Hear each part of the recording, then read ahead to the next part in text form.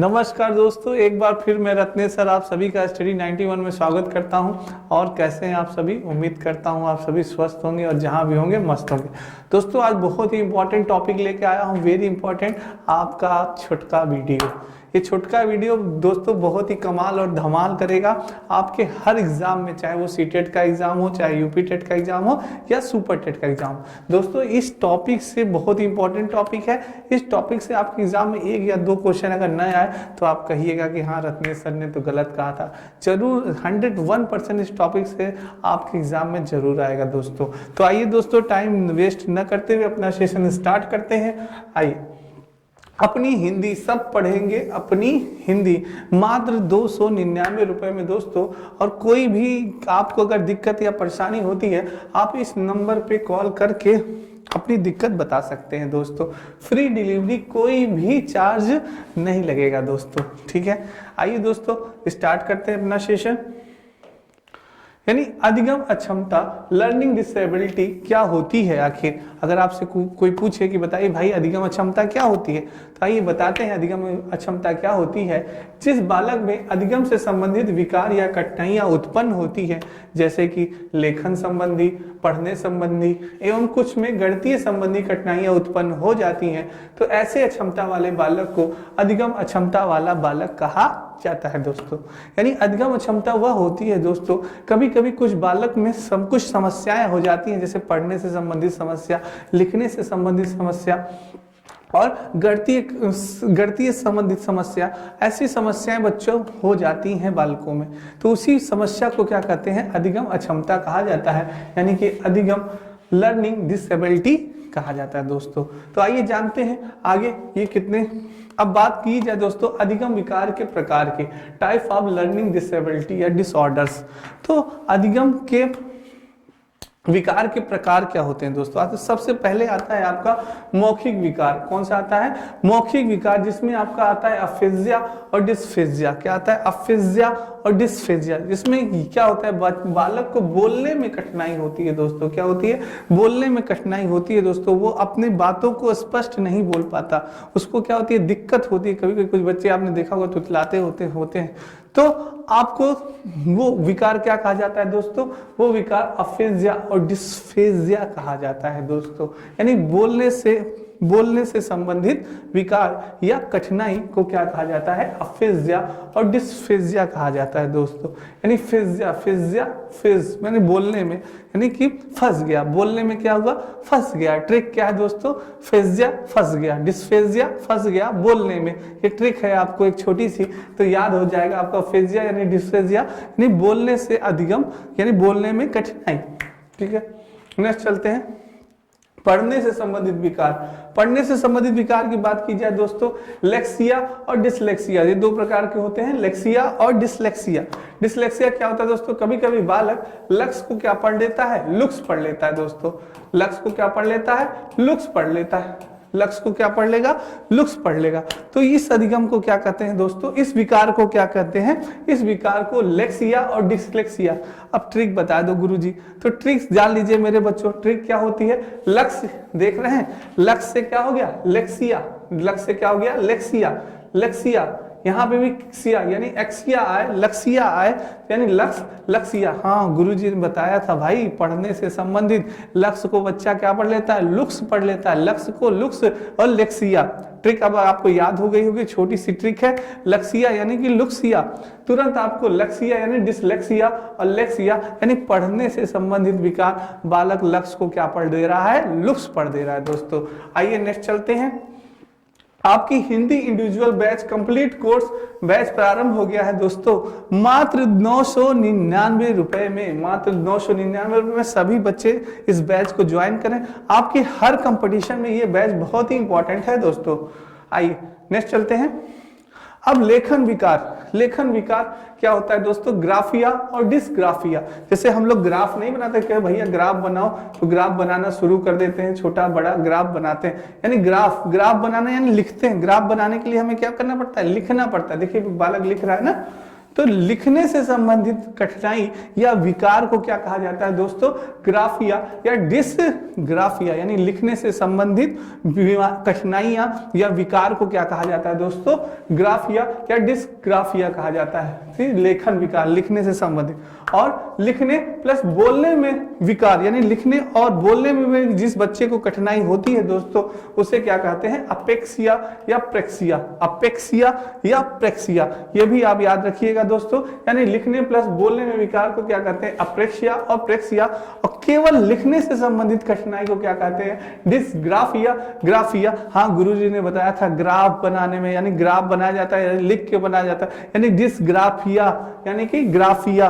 तो ये ऐसे आपको याद हो जाएगा, ऐसे बोल बोल के आपको याद करना है दोस्तों।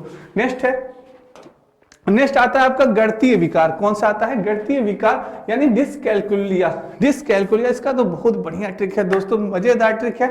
डिसकैलकुलिया नाम से है, कैलकुलिया से कैलकुलेटर, कैलकुलिया से कैलकुलेटर। हाँ भैया, कैलकुलिया से कैलकुलेटर। कैलकुलेटर क्या? जिसपे हम क्या कहते हैं? कैलकुलेट करते हैं, अपना जो गणना करते हैं, गणितीय गणना हम उस पर करते हैं, कैलकुलेट पे, जोड़ना, घटाना, भाग देना, सब कुछ, पैसा जोड़ना, हिसाब करना। क्यों भैया? कैसे होता है? कैलकुलेटर से ही होता है। यानी कि कैलकुलेटर से हम क्या करते हैं? गणितीय गणना करते हैं। तो गणितीय गणना से संबंधित जो विकार होता है, जो कठिनाई होती है बालक में, उसे क्या कहा जाता है? डिसकैलकुलिया। अब तो हमारा कोई भी बच्चा नहीं भूलेगा बच्चा। अगर आपको ये ट्रिक अच्छी लगी हो, ये सारी ट्रिक अगर आपको अच्छी लगी हो, तो दोस्तों वीडियो को लाइक जरूर करिएगा और शेयर जरूर करिएगा इसी बात पे। यानी डिसकैलकुलिया यानी कैलकुलिया से कैलकुलेटर, और कैलकुलेटर क्या करता है? गणितीय गणना करता है। यानी गणितीय संबंधित कठिनाई को क्या कहा जाता है? डिसकैलकुलिया। चलिए दोस्तों आगे चलते हैं, आगे बात करते हैं डिस्थीमिया की दोस्तों। डिस्थीमिया यानी तनाव की गंभीर अवस्था, यानी इसमें कभी कभी बालक को तनाव से संबंधित विकार हो जाती है, यानी कठिनाइयां उत्पन्न होती है, तनाव में आ जाता है बालक, तो उसे क्या कहा जाता है? उस बीमारी को कहा जाता है डिस्थीमिया, या उस कठिनाई को क्या कहा जाता है? उसको कहते हैं डिस्थीमिया कहा जाता है दोस्तों। यानी तनाव की गंभीर अवस्था, तनाव में डूबा हुआ बालक, उसे क्या कहते हैं? डिस्थीमिया। थीम यानी थिंकिंग, थिंकिंग, थीम यानी थिंकिंग, सोचता है, बहुत ज्यादा सोचने लगता है। थिंकिंग, थीम यानी क्या हो गया? सोचना, तो थीमिया, थिंकिंग, थीमिया। डिस्थीमिया यानी कि तनाव, यानी जब आप सोचते हैं बहुत ज्यादा, तब आप किस में आ जाते हैं? तनाव में आ जाते हैं दोस्तों। तो वही है थीमिया, थिंकिंग यानी डिस्थीमिया। ठीक है दोस्तों, नेक्स्ट चलते हैं। ये आपकी आरओ की हिंदी का बैच, कंप्लीट कोर्स बैच प्रारंभ हो गया है दोस्तों, तुरंत आप लोग ज्वाइन करिए। बहुत ही इंपॉर्टेंट बैच है नितिन सर के द्वारा, और नितिन सर की जितनी तारीफ की जाए उतनी कम है। आइए, अपनी हिंदी आपकी आरओ प्रारंभिक एवं मुख्य परीक्षा भी दोस्तों आइए लॉन्च हो गई है। फ्री डिलीवरी है दोस्तों, मात्र 499 रुपए में। आइए नेक्स्ट चलते हैं, डिस्मोर्फिया की बात करते हैं दोस्तों। डिस्मोर्फिया यानी शारीरिक भ्रम।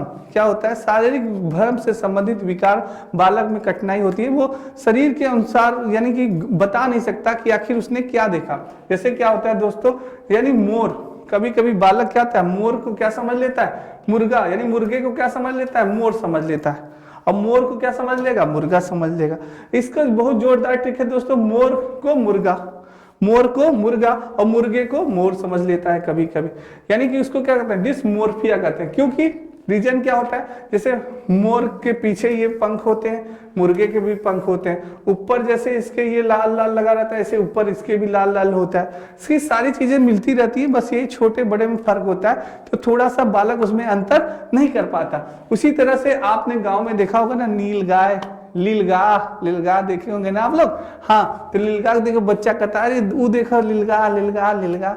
अरे भैया घोड़ा घोड़ा घोड़ा, बच्चा क्या चिल्लाने लगता है? घोड़ा चिल्लाने लगता है। गाँव को जगह वो देखो बाबू घोड़ा, तो बाबू कहते हैं नहीं बेटवा वो घोड़ा ना, हाँ वो कहा लीलगा, यानी नील गाय, उसको क्या कहते हैं बच्चों? नील गाय। तो वो भी सेम घोड़े की तरह ही लगता है। किसकी तरह लगता है? घोड़े की तरह ही लगता है। तो उसे क्या कहते हैं? शारीरिक भ्रम को क्या कहा जाता है बच्चों? डिस्मोर्फिया कहा जाता है। यानी शारीरिक भ्रम, डिस्मोर्फिया। अरे गुरुजी तो बहुत बढ़िया बता दिए, ट्रिकिया तो बता दीजिए। हाँ ट्रिक बता रहे हैं भाई, मोर्फिया, डिस्मोर्फिया। मोर, मोर पता है ना, मोर से मुर्गा, मोर को मुर्गा, यानी याद आ जाएगा। हाँ सर ने बताया था, बच्चा मुर्गे को मोर समझता है और मुर्गे को मोर समझने लगता है और मोर को मुर्गा समझने लगता है। तो ये ट्रिक आपको याद हो गई होगी। नेक्स्ट चलते हैं दोस्तों, डिस्प्लेक्सिया। डिस्प्लेक्सिया की बात करें तो शारीरिक कौशल से संबंधित विकार। इसमें क्या होता है दोस्तों, शारीरिक कौशल से संबंधित विकार क्या होते हैं, कठिनाई क्या होती है, बालक अपने शारीरिक यानी कि संबंध नहीं बना पाता, शारीरिक और मानसिक संबंध नहीं बना पाता। जैसे कि बालक आप देख रहे हैं, गेंद मारना है इधर मार देगा इधर, किक मारना है उसको बाल पे और मार देता है दूसरी तरफ, यानी उसके बाल से सही किक वो नहीं मार पाता, यानी अपने मानसिक और शारीरिक संतुलन नहीं बना। जैसे बालक ऐसे कैच लेना है, अब वो उधर ध्यान दे रहा है तो बॉल कैच ले रहा है तो कैच वो सही से ले नहीं पाएगा, कैच गिर गई।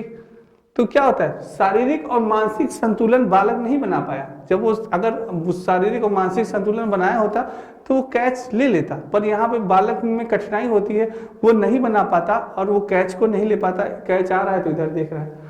तो वही चीज है, यानी कि शारीरिक कौशल से संबंधित विकार, शारीरिक और मानसिक वो संबंध नहीं बना पाता, उसी को क्या कहते हैं दोस्तों, डिस्प्रेक्सिया कहते हैं। प्रेक्सिया यानी प्रैक्टिस, ठीक, यानी प्रेक्सिया प्रैक्टिस में कमी, प्रेक्सिया यानी प्रेक्सिया, डिस्प्रेक्सिया शारीरिक कौशल से संबंधित विकार। नेक्स्ट बात करते हैं, बस दोस्तों यही था आपका, इतना ही बहुत था, यानी इतने ये इंपॉर्टेंट टॉपिक होते हैं दोस्तों जिससे आपके एग्जाम में यहाँ से क्वेश्चन पुटअप होते हैं दोस्तों, ठीक है।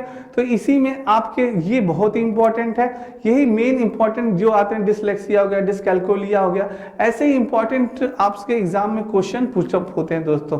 तो आज के लिए इतना ही, कल फिर आपको एक छोटा वीडियो लेके आएंगे। ये छोटे छोटे वीडियो आपके लिए बहुत लाभकारी होंगे। जैसे एक कहावत नहीं है, देखन के छोट और घाव करे गंभीर।